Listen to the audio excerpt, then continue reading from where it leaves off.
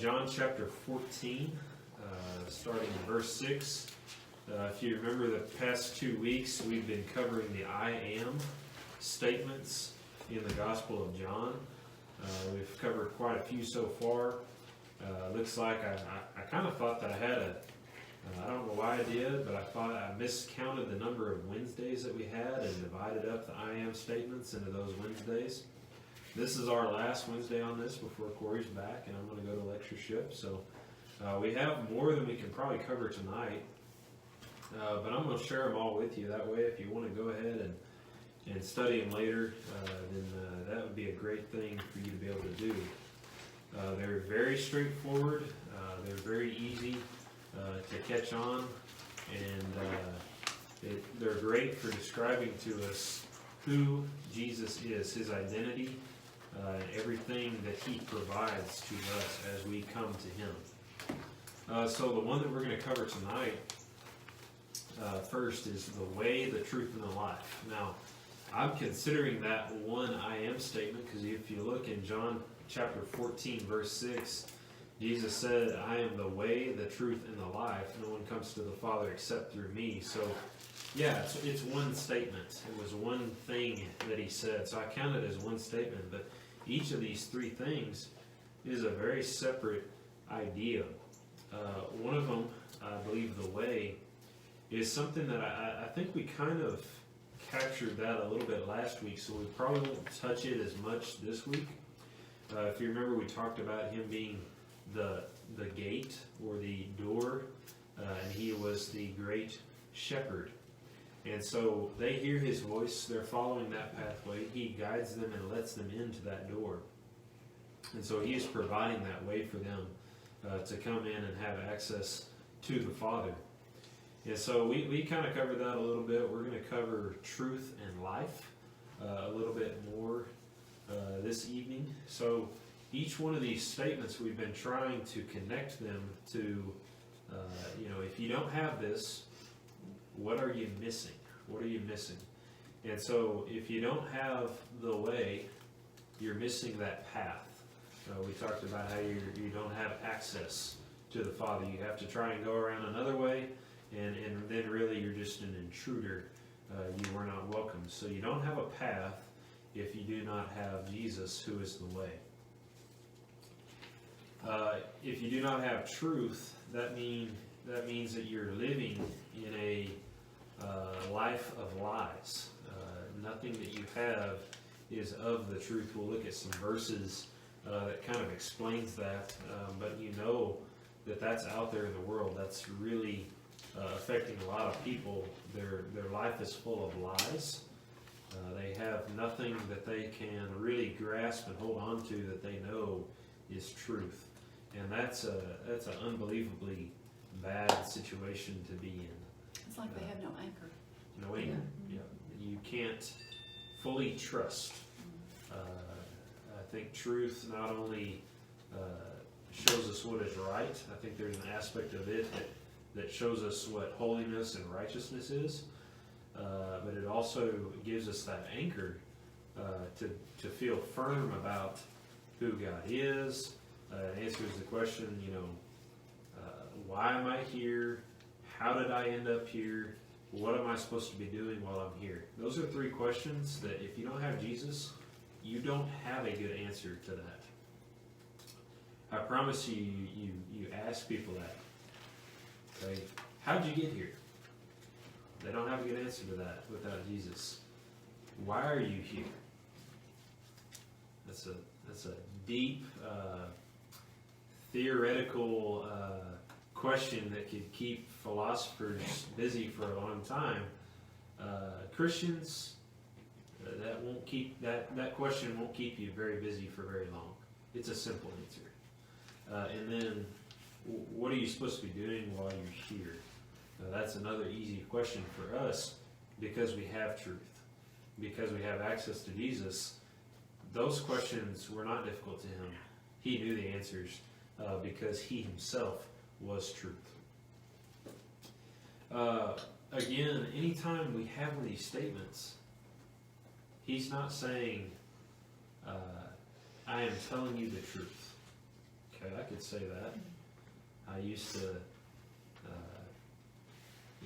there was a phase where I went to lying to my parents. They'd say, "Are you telling me the truth?" I said, "Yeah, I'm telling you the truth." And that was not the truth. But there's certain things you say, "I am telling you the truth," or "That was a lie," or "No, I was telling the truth." All those things are things that we say. Jesus just says, "I am truth." He himself was that. He existed as truth. And so he really can't lie, and he doesn't have to think about telling the truth, because he just exists as that. And that's a pretty cool thing. So people are stuck without a path. They're stuck in a field of lies. Jesus is the solution to both of those things. And finally, the third missing piece, or the third problem that humans have, is death. Everyone has that problem where at some point you go 6 feet under, you die. And so if you're attached to Jesus, death was not a problem to him. If you're attached to him as well, you're in Christ, death is no longer a problem for you either. And so that's a pretty awesome thing that he provides if you're in him. One of the passages leading up to this I wanted to read, so if you'll read with me in verses 1 through 4. Jesus says, "Let not your heart be troubled. You believe in God, believe also in me." And before I finish the rest of that, I forgot I was going to say, y'all are familiar with the song Mansion, Robe, and a Crown, right? We sing that song, and recently I heard a lot of people kind of attack that song. There's a little bit of merit to it. I don't think it's necessarily that we have to throw it out. I'm not necessarily saying that.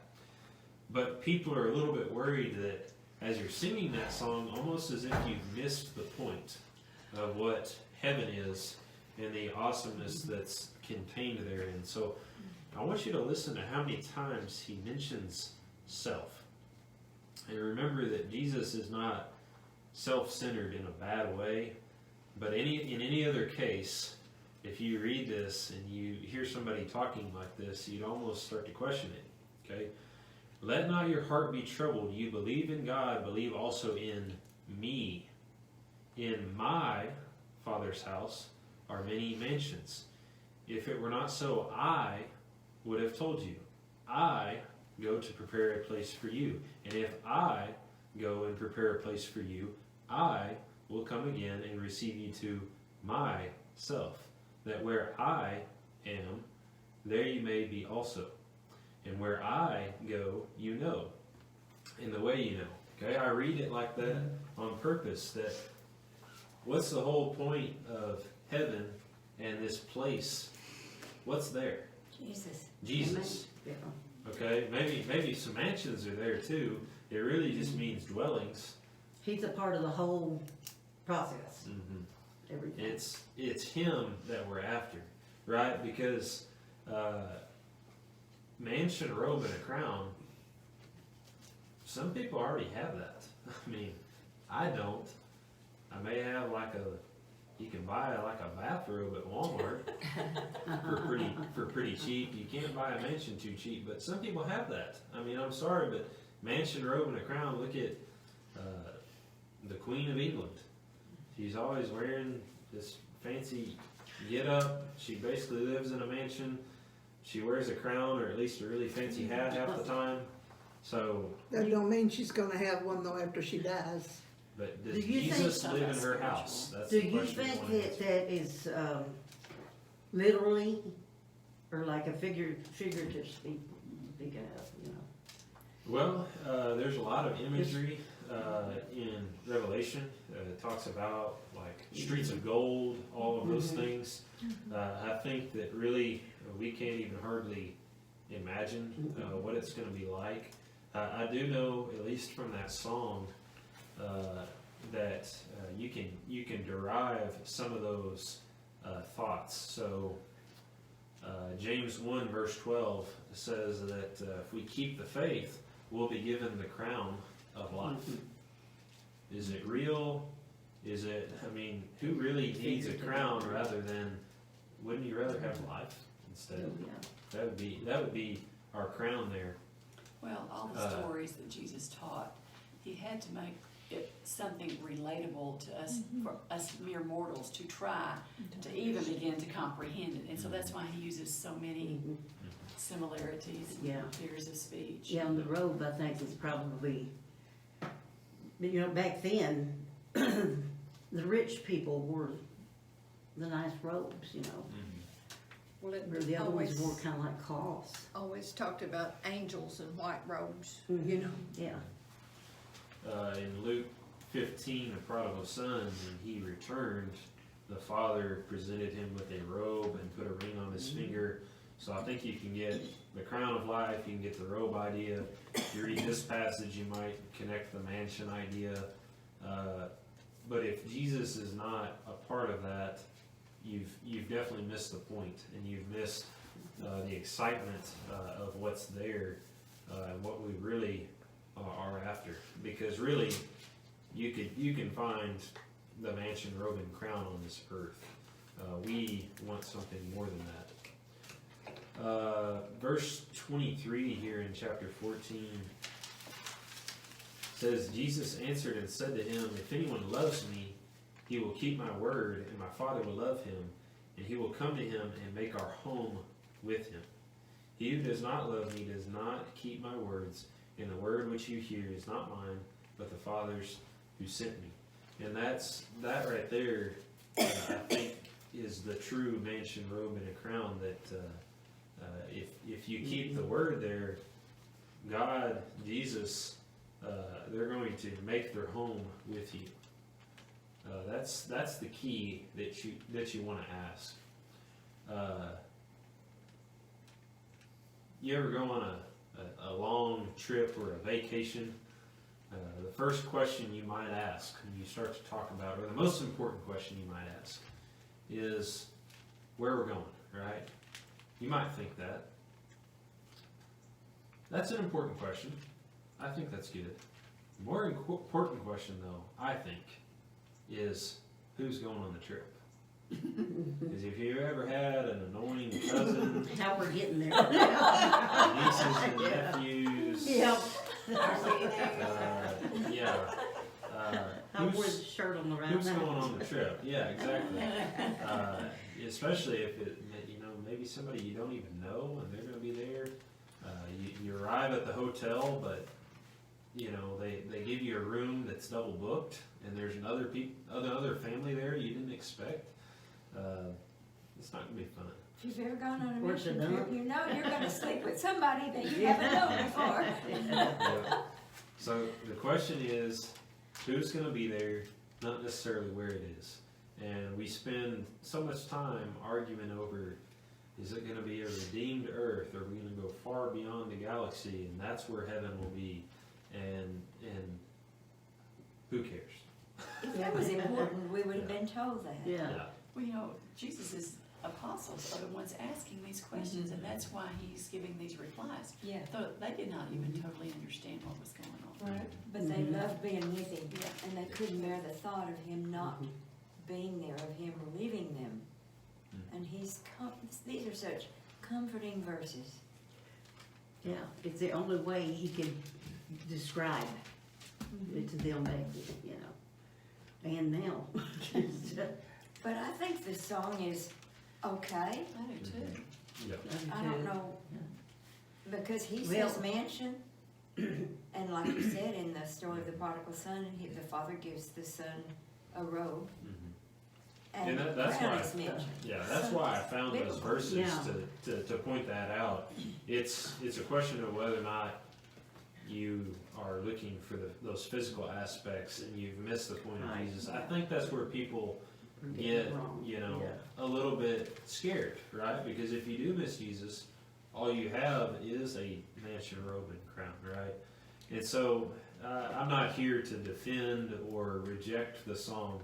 It was more just to bring it into conversation of making sure that you do have the point. Because at the end of the day, if you have Jesus, he is wanting to bless us and He is wanting to give us that crown of life that is going to be so awesome.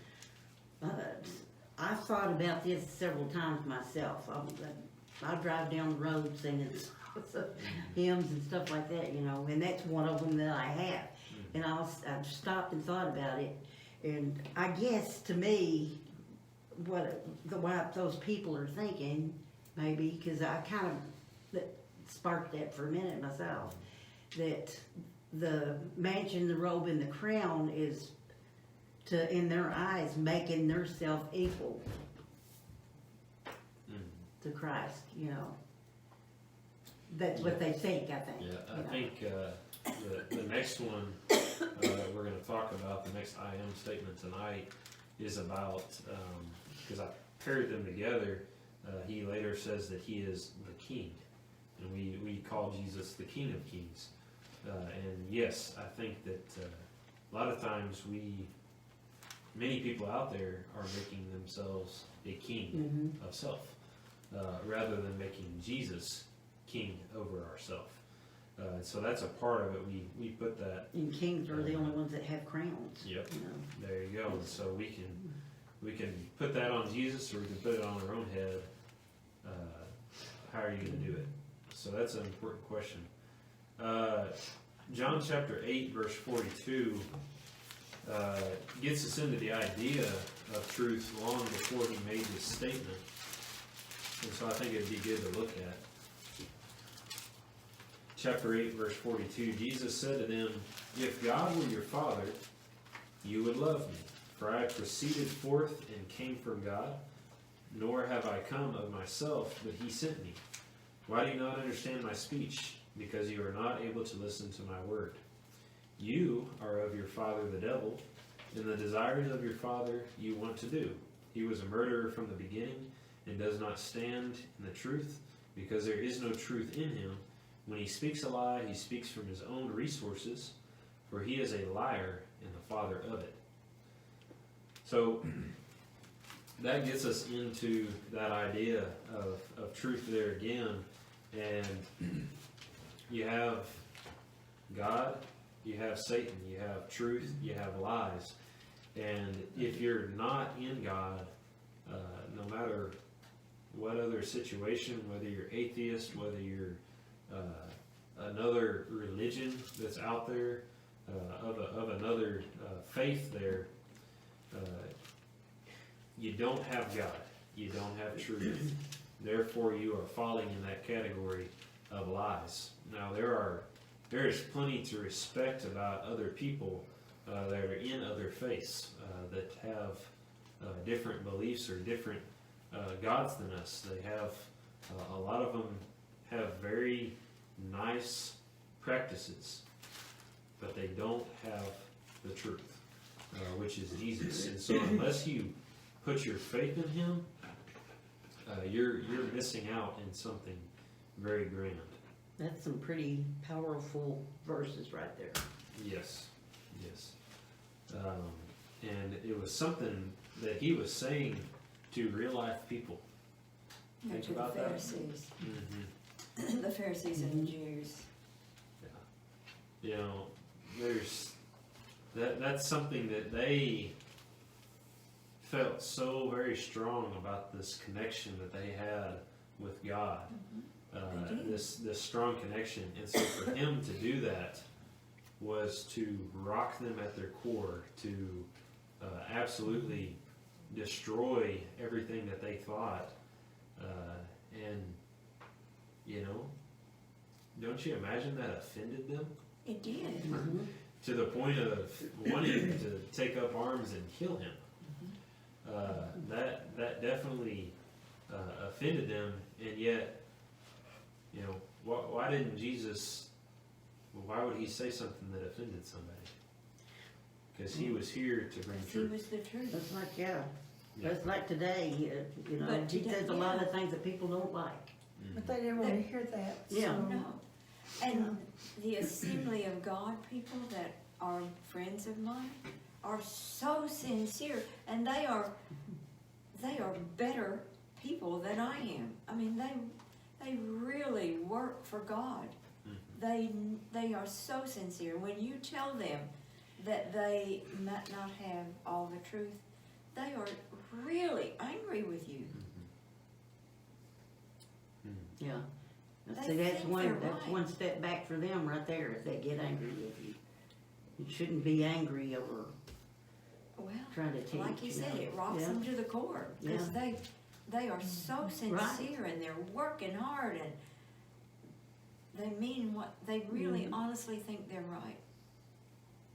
But Jesus says, you know, we're not supposed to be that way about anything, you know, turn the other cheek. So Well, and discussing something and being angry and arguing something is totally different. And if somebody argues with you, does that make you want to believe what they're saying any more than what? If you show anger, I wouldn't believe the person myself. Well, and Jehovah's Witness, I know all of y'all have had discussions Yeah. with them. You can show them the truth, and when they come back the next week, and you If they show come it to them back. again, they'll say, well, I never read that before. They just let it go over, Yeah. and they don't hear what you're saying. Yeah. They've been trained not to hear what you're saying. When you read from the Word, it's a tough matter to deal with anyone that, you know, we're saying that Jesus is the truth, and people that I was talking about, people of a completely different faith or religion, and you're bringing up kind of the aspect of people that they're saying that Jesus is the Lord, right? That's something that they have said, and so they're putting their faith in Jesus, who is the truth, right? And so they're establishing that, but the Pharisees alone were proof enough that putting your faith under the right name did not necessarily mean that you get it, right? And that can be true of just about anyone. They were putting their faith in God, and yet he said, oh, actually, God is not your God at all. You have father of Satan. Matthew 7:21 said that not everyone who says to me, Lord, Lord, will enter the kingdom of heaven. So even if you have the right name of Jesus, doesn't necessarily mean that you've got the truth figured out just because you approved of his name and trying to follow him. And so it's a call for all of us to actually get into his word. And I'm not necessarily saying who is or who doesn't, because I think that once some of them figured it out, I don't think many of them did, but some of them, once they figured it out, were shocked by the fact that they didn't really understand what Christ wanted from them. Paul, namely, was a big example of that. I mean, he wasn't just like the person who knew they were in sin and knew they needed to repent. He was shocked to realize that the will of God was something different than what he thought. And so what these things are teaching us, let's see. It taught us there that we have to hear Christ, listen to his speech. John chapter 14, we read it already. Let's see if I can find it. Verse 23, if anyone loves me, he will keep my word, and my Father will love him. And he will come to him and make our home with him. He who does not love me does not keep my words, and the word which you hear is not mine, but the Father's who sent me. And so it wasn't just the people that called on his name that said, Jesus is my Lord. Because really, the ones who love him are the ones who follow the words, who follow what he has prepared for us. And so that's a tough matter, but we all have to be sincere in that. We can look at the name on the front of this church building and say, look, we've got the right name. We've got the right idea. Jesus is our Lord. Anybody can say that, unless they look at his words and follow them. They don't love Jesus.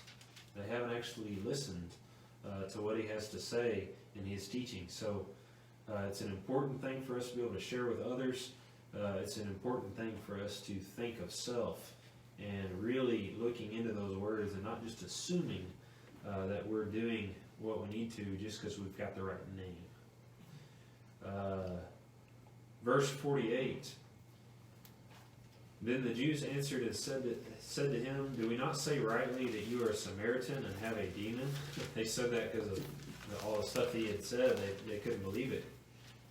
Verse 49, Jesus answered, "I do not have a demon, but I honor my Father, and you dishonor me.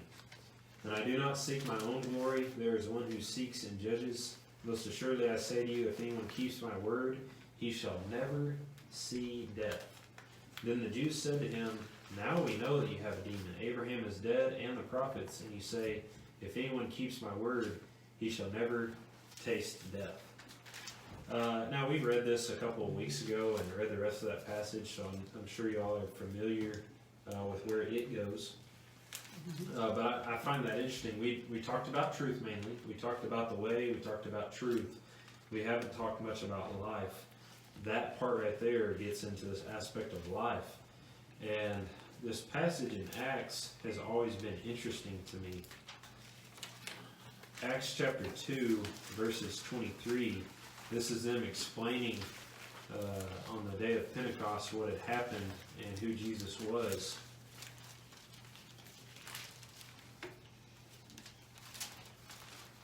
Acts what? Acts chapter 2, verse 23 says, Jesus, or him, being delivered by the determined purpose and foreknowledge of God, you have taken by lawless hands, having crucified and put to death, whom God raised up, having loosed the pains of death. And get this, because it was not possible that he should be held by it. Impossible for Jesus to be Held by death. held by death. That's an important thing for us to see. And so this idea of one of the other I am statements was I am the resurrection and the life, and this really plays in closely with this idea of life. But when Jesus said, I am the resurrection and the life, sometimes I think that word resurrection is just there to help us understand. Like that's just written for us. Because when you are life, why do you need resurrection? If it's impossible for death to hold you, you are life, you just are. And that's something that we like, this idea of death and then resurrection, and that's there to help us understand how this works. But when we're in Christ and He is in us, and He is life, that power is given to us, and that's ultimately what gives us that resurrection to bring us and give us life. It says, we had talked about it before, James, let's see. When we die, Yes. our bodies are dead, but our soul is still living. So we're not dead because our soul is still living. So we don't die. There you go. We don't die if we go to heaven. Huh? We don't die if we go to heaven.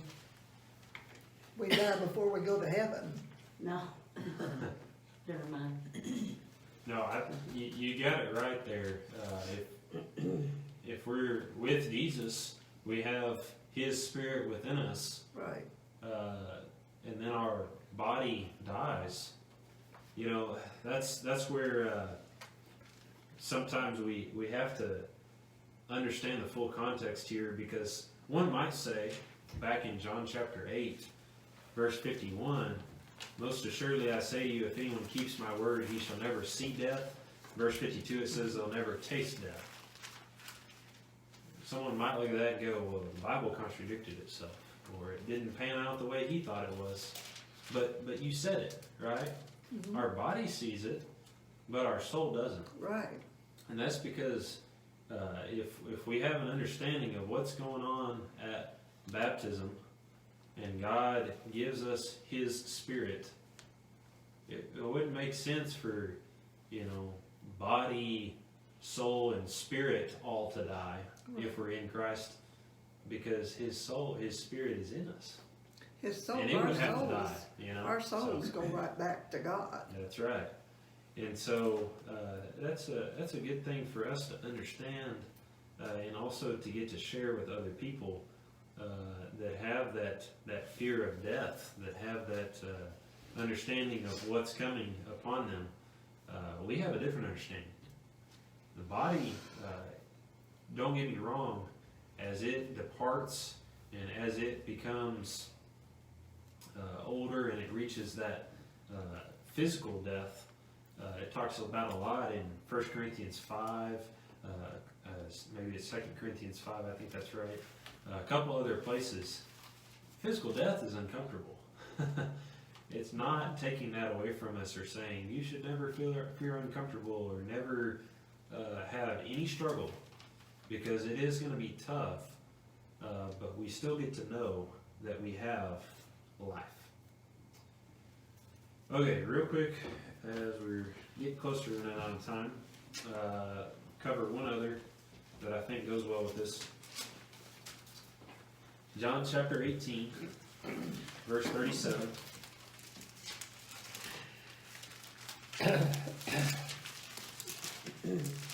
And again, as we're going through these, we really could expand on these a lot. I'm trying to keep this very base level, so I hope it's okay that I didn't go further into those. But I encourage you to do that and see what's out there. There's a lot to learn that I felt like just covering more of a quantity would be a fun way to do this and see all of them together, but there's more out there, I promise. John chapter 18, verse 37. Pilate therefore said to him, "Are you a king then?" Jesus answered, "You say rightly that I am a king. For this cause I was born, and for this cause I have come into the world, that I should bear witness to the truth. Everyone who is of the truth hears my voice." So there's the idea of truth again, but the main I am statement here, Pilate says it first in a question. He says, "Are you a king then?" And he says, "You say rightly that I am a king." And so there's another statement there that declares to us who Christ is. We see in some other passages, 1 Timothy chapter 6, verse 15 through 16, which he will manifest in his own time, he who is the blessed and only sovereign ruler, or potentate, as some versions say. It says he's the King of kings and the Lord of lords, who alone has immortality, dwelling in unapproachable light, whom no man has seen or can see, to whom be honor and everlasting power. This is another fine example. This is kind of a side point, I guess, where you can't build a whole theology or a whole doctrine off of just one verse and not understand the full rest of the Bible. Because verse 16 says that Jesus alone has immortality. What does that mean? Because if you didn't read anything else, that would mean we don't have immortality. Jesus alone has that. That means he alone has it and no one else gets it. Right? You can read one verse and look at it word by word and break it down and say, is there any way we can get around this and come to that conclusion that Jesus is the only one that has immortality and no one else will be given that. But that's obviously not right?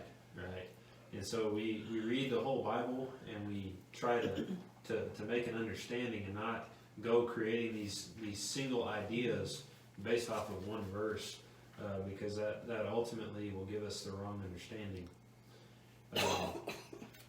So careful reading, careful not to jump to one conclusion. but to read the whole thing. So yes, he alone has that immortality, as in he holds the power of it and he gives it to all, because literally the power that's within him, that spirit that couldn't be held by death, he's given that to us. And so it's still his power. I think that's a good way to understand that. So again, the problem here is if you don't have Christ, you're king. You're king of self, and you're in charge. And most of the world would rather have that. There's some that realize at some point in their life they hit rock bottom, or they come to Christ and they realize that that wasn't a good way to be. And eventually they have Christ, but many do not, and they just remain king of self because they say that's the best way to be. That's the way that you're going to ultimately be free and reach the awesomeness that is being your own God and your own king. And nobody can tell me what to do. It's not good. 1 Timothy chapter 3, verses 15, 16 says, "But if I am delayed, I write so that you may know how you ought to conduct yourself in the house of God, which is the church of the living God, the pillar and ground of the truth. And without controversy, great is the mystery of godliness. God was manifested in the flesh, justified in the spirit, seen by angels, preached among Gentiles, believed on in the world, and received up in glory." It's a good passage.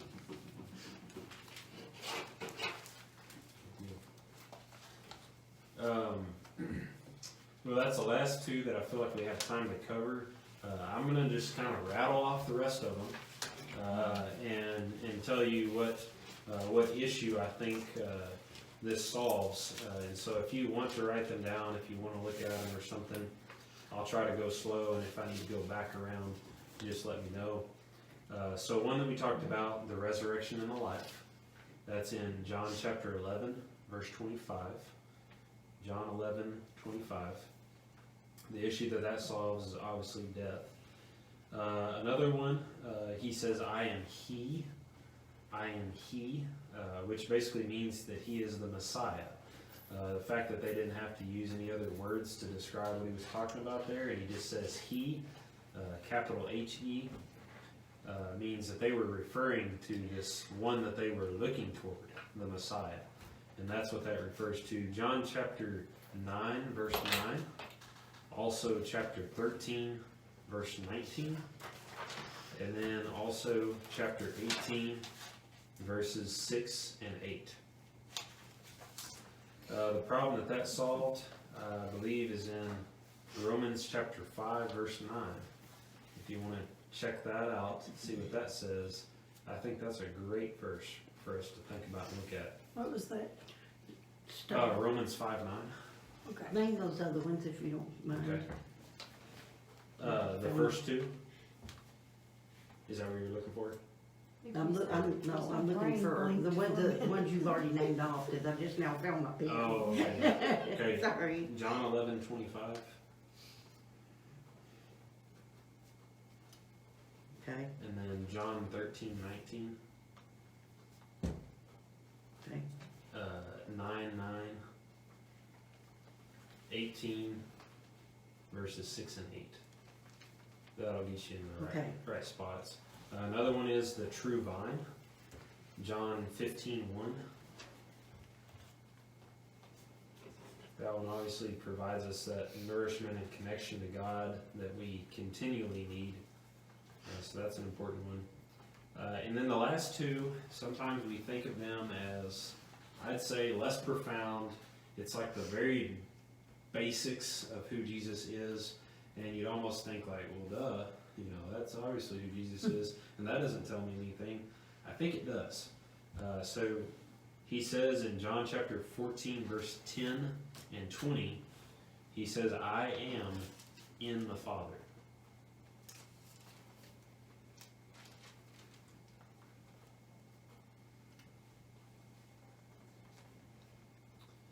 And in John chapter 10, verse 36, perhaps the most basic one, he says he's the Son of God.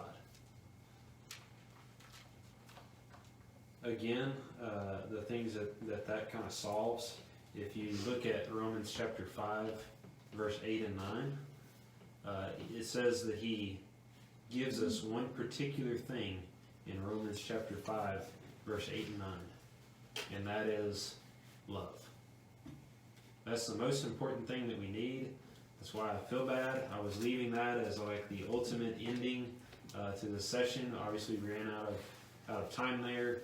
Love is ultimately what we need. That's what he provides, especially since he's the Son of God, and we know what happened to the Son of God. He ultimately gave us his love. More than anything else, mansion, robe, crown, resurrection, The grace we of these needed love more than any of the rest of that. And that's so- ongoing.